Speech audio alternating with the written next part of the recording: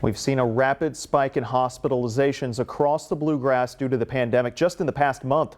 Of course, that has to do with the highly contagious Delta variant.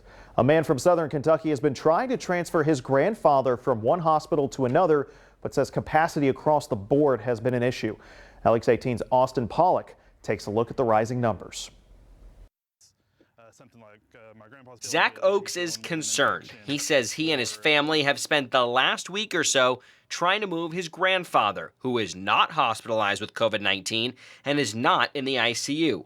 But Oakes says the problem is much broader. COVID is causing such a surge in hospitalizations that, these hospitals don't have room. Sunday, his family learned they'll be able to move his grandfather to a different hospital. But again, it took nearly a week to get that news. If they don't have room for, somebody who needs medical care quickly, that can be a matter of life or death for people. And it's very frightening that we're at that point. Let's take a look at the state data. 1 month ago, on July 13th, there weren't even 250 COVID-19 patients in hospitals in Kentucky.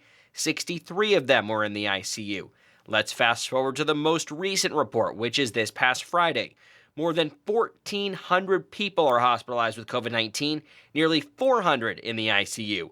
Another sign of how aggressive this virus is and the damage it can cause in just a month. A month ago, 2 months ago, I don't think we're having this conversation. I don't think what my family and I have been through for over the past week, I don't think it's a problem at that point.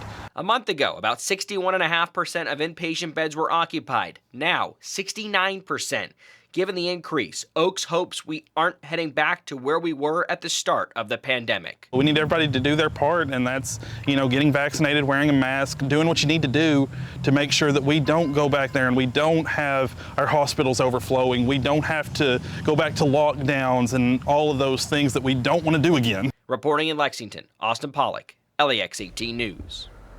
We reached out to several hospitals around central Kentucky earlier this week about capacity. Some told us that capacity can fluctuate by the day, but acknowledged the higher than normal patient volume.